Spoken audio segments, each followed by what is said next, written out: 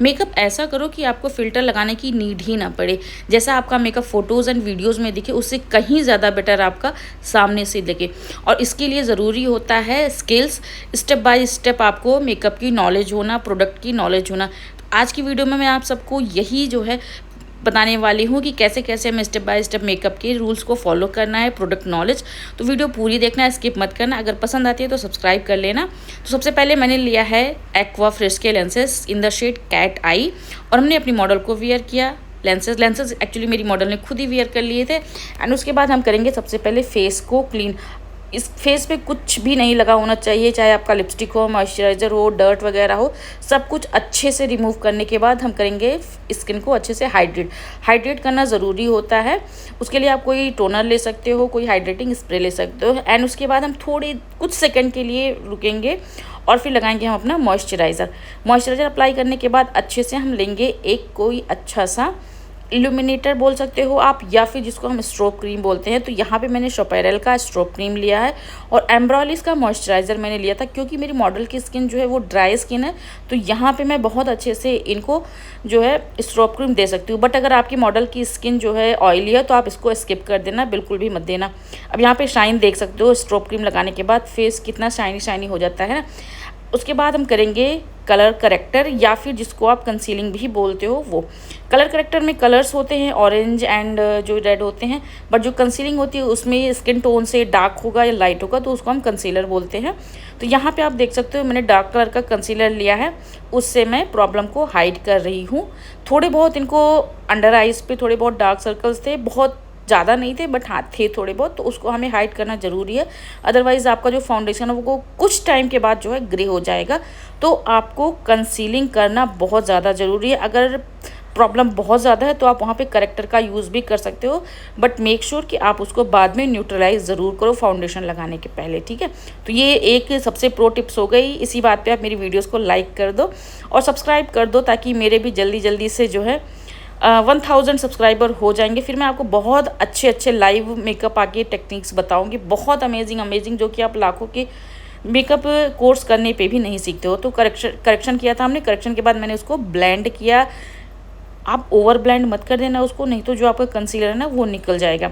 Blend करने के बाद अब मैं क्या करूँ, इन सबको अच्छे से कंसील कर रही हूँ। यहाँ पे मैंने लॉरियल का कंसीलर लिया है, इससे मैं पूरे फेस पे कंसील कर पूरे फेस पे नहीं, सिर्फ और सिर्फ जहाँ मैंने कंसीलर लगाया था वहीं मैं यहाँ पे कंसील करूँगी। अब इसका करने का मतलब क्या, यहाँ पे मैं फाउंडेशन भी दे सकती थी डायरेक्ट, बट यहाँ पे मैंने कंसील किया क्योंकि मुझे जो है एक प्रॉपर ब्राइडल मेकअप आप लोगों को दिखाना था, सॉफ्ट ब्राइडल मेकअप दिखाना था कि कैसे हम करते हैं। तो जब हम कंसील कर देते हैं ना फेस को, तो उसके बाद जो हम फाउंडेशन लगाते हैं वो हमारा बहुत कम क्वांटिटी में लगता है। हमने करेक्शन किया मतलब कंसील किया, एंड उसके बाद हमने इसको न्यूट्रलाइज करने के लिए एक कंसीलर और लिया। अब यहाँ पे हमारी 2 लेयर हो गई, तो हमारा जो बेस है ना वो एग्जैक्ट स्किन टोन का बेस बन जाएगा। इसके बाद जब हम फाउंडेशन लगाएंगे तो बहुत ही थिन लेयर उसकी लगेगी, बहुत कम क्वांटिटी में लगेगी, जिससे जो आपको लेयरिंग बहुत ज़्यादा नहीं होगी। तो यहाँ पे आप देख सकते हो मेरा कंसीलिंग हो गया अच्छे से। अब मैं शोपेरेल का फाउंडेशन यूज़ कर रही हूँ।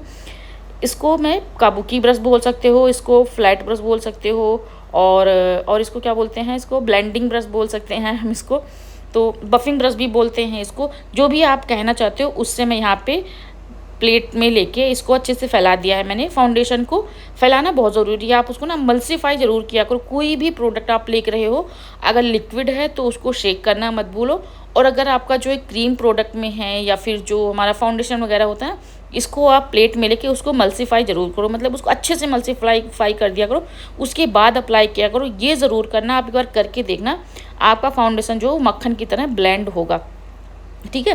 तो यहाँ पे मैंने आपको एक टिप और दे दी। तो अगर आपने अभी तक लाइक नहीं किया तो प्लीज़ लाइक कर दो, सब्सक्राइब कर दो। इसको मैं काबुकी ब्रश की हेल्प से अच्छे से फेस पे लगा रही हूँ। अब आप देखो कितनी कम क्वांटिटी में लगा रही हूँ, है ना। तो कंसील करने का यही मतलब होता है। अगर आपका फेस जो है आपने स्किन को अच्छे से कंसील किया है तो आपको फाउंडेशन की क्वांटिटी बहुत ज़्यादा कम लगेगी, और जो एक्सेस में लेयरिंग होती है वो नहीं होगी।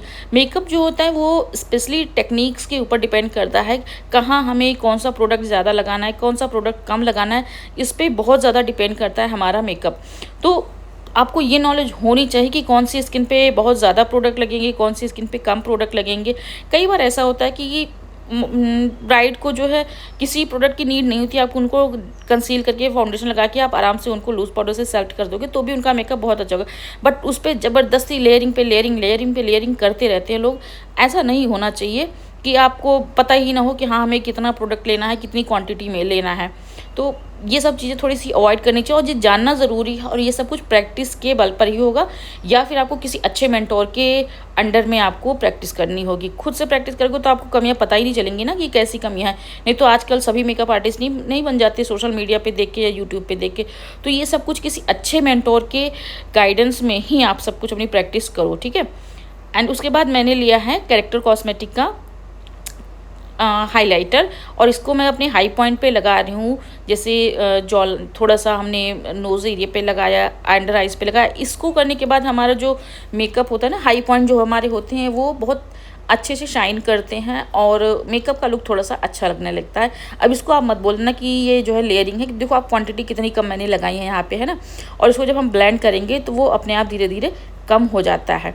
तो इस तरह से आपको ब्राइडल मेकअप जो होता है, एक सॉफ्ट ब्राइडल मेकअप इस तरह से करना। तो बहुत सारी चीज़ें होती हैं जो कि मैं ओपनली बोल रही हूँ आपको कि हम बहुत सारी चीज़ें होती हैं वो कैमरे के पीछे भी करते हैं। बहुत कुछ होता है कि मेकअप में सिर्फ इतना नहीं होता कि आपने वीडियोस देख ली और आपको सब कुछ पता चल गया, बिल्कुल भी नहीं। अगर आप लोग चाहते हो ना कि इस तरह से कौन कौन सी टेक्निक अप्लाई करके जो है मेरा मेकअप इतना फ्लॉलेस और इतना सुंदर होता है, तो आप लोग मुझे दिए गए नंबर पे कांटेक्ट ज़रूर करना। मैं 1-on-1 online and offline classes भी लेती हूँ, और अभी मैंने 6 डेज़ की ऑफलाइन क्लास निकाली जो कि अक्टूबर में होने वाली है। तो अगर आप दिल्ली से हो, अयोध्या से हो, लखनऊ से हो, कहीं से भी हो, तो आप आके क्लासेस भी ज्वाइन कर सकते हो। और मैं आपको गारंटी के साथ कह सकती हूँ, मैं आपको सारे प्रोडक्ट जो भी मैं यूज़ करती हूँ वो सब कुछ बताऊंगी। ऐसा नहीं कि मैं किसी मार्केटिंग टीम से कांटेक्ट करूंगी, उनसे कोलैब्स करूंगी और मैं उनका प्रोडक्ट आपको चेप दूंगी, बिल्कुल भी नहीं। ये सब चीज़ें ना प्रोफेशनली अच्छी नहीं लगती हैं। तो जो चीज़ें मैं प्रोफेशनली यूज़ करती हूँ अपनी क्लाइंट पे, अपनी मॉडल्स पे, वो सब कुछ मैं आपको बताऊँगी, टिप्स एंड ट्रिक्स बताऊँगी। क्योंकि देखो क्या कहते हैं, ज्ञान जो होता है वो बांटने से बढ़ता है। तो मेरा तो यही मानना है। मैंने जितने भी पहले की ऑनलाइन क्लासेस दी हैं वो सब भी मेरी बहुत अच्छी गई हैं, और मेरे स्टूडेंट अभी भी मेरे से कांटेक्ट करते हैं, मेरे से कांटेक्ट रहते हैं, बहुत दूर दूर के हैं।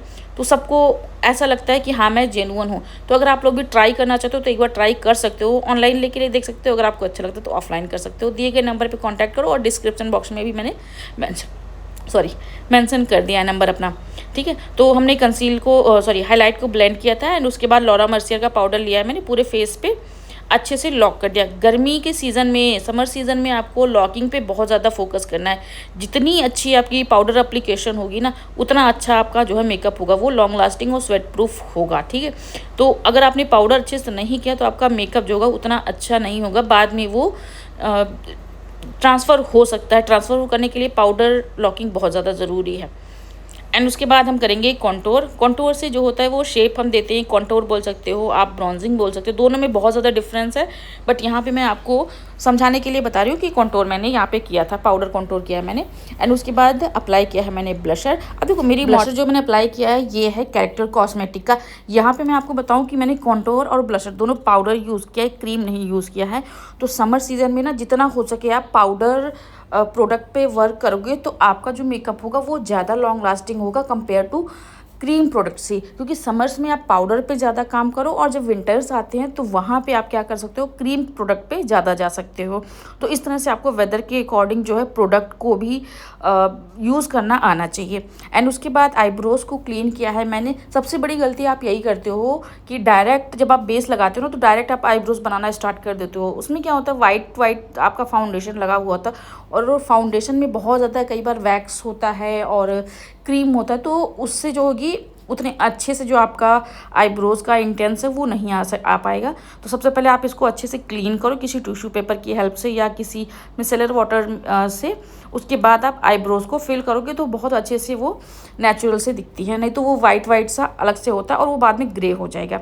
एंड उसके बाद मैंने आई मेकअप स्टार्ट कर दिया है। आई मेकअप के लिए मैंने काजल लगाया है, के ब्यूटी का काजल लगाया मैंने, एंड उसको ब्राउन कलर के इंटेंस कलर से मैं इसको ब्लेंड करूँगी। यहाँ पे आप देख सकते हो ब्रश बहुत ज़्यादा मोटा भी नहीं है, बहुत ज़्यादा पतला भी नहीं है। तो आपको आइज़ के जो शेप होते हैं ना उसके अकॉर्डिंग ब्रशेस को चूज़ करना चाहिए, ब्रशेज लेना चाहिए। अब यहाँ पे अगर मैं बहुत बड़ा ब्रश ले लेती तो पूरा मेरा आई जो है, आई एरिया कवर हो जाता है। और मुझे कहाँ तक करना है, सिर्फ और सिर्फ हमारे आई बॉल तक, मतलब जो हमारा क्रीज लाइन होता है वहीं तक मुझे लेके जाना। तो ब्रश को भी मैं उसी के अकॉर्डिंग ले रही हूँ। यहाँ पे मैंने पीएसी के सारे ब्रशेज़ मैंने आज पीएसी के ही यूज़ किए हैं। सिंथेटिक वाला जो आता है इनका वो वाला है, बहुत सॉफ्ट ब्रश है। पीएसी के ब्रश के मुकाबले मुझे अभी तक मतलब कोई ज़्यादा अच्छा ब्रश नहीं लगा। पीएसी, मॉर्फी, अभी तक मैंने इन दोनों के ब्रशेज़ क्या किए, मैंने बहुत ज़्यादा, मुझे कई ब्रशेस अच्छे नहीं लगे हैं। एंड उसके बाद मैं कर रही हूँ हाईलाइट। अभी तक मैंने सिर्फ आई मेकअप में 2 शेड लगाया है। एक मैंने काजल लगाया है, उसको ब्लेंड किया ब्राउन आई शेडो के साथ। एंड उसके बाद मैंने हाईलाइट किया है ब्रो बोन को, और थोड़ा सा इनर कॉर्नर को भी हाईलाइट करूँगी। इससे मुझे क्या होगा ना, पता चल जाएगा कि मुझे आई मेकअप में अभी और क्या क्या वेरिएशन देना। क्योंकि आज मैंने कुछ भी नहीं सोचा था कि मैं कौन सा आई मेकअप करूँगी, क्या करूँगी। ना तो हमारा आउटफिट डिसाइड था, ना ही कुछ डिसाइड था, क्योंकि बहुत ज़्यादा रश थी यहाँ पे स्टूडियो में। तो जो मुझे आउटफिट मिला मैंने वही जो है अपनी मॉडल को वियर करवा दो। बट बहुत सुंदर लुक निकल के आया है, आप देखोगे बाद में।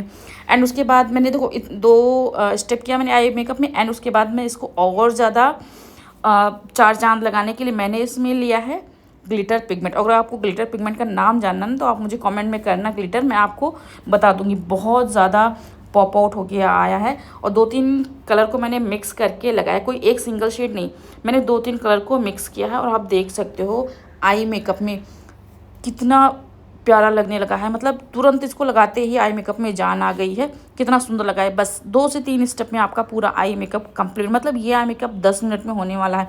10 तो मैंने ज़्यादा ही बोल दिया, और ही कम में लगेगा आपको अगर ब्लेंडिंग आती है तो। अदरवाइज़ ब्लेंडिंग में ही बहुत लोग आधा घंटा लगा देते हैं।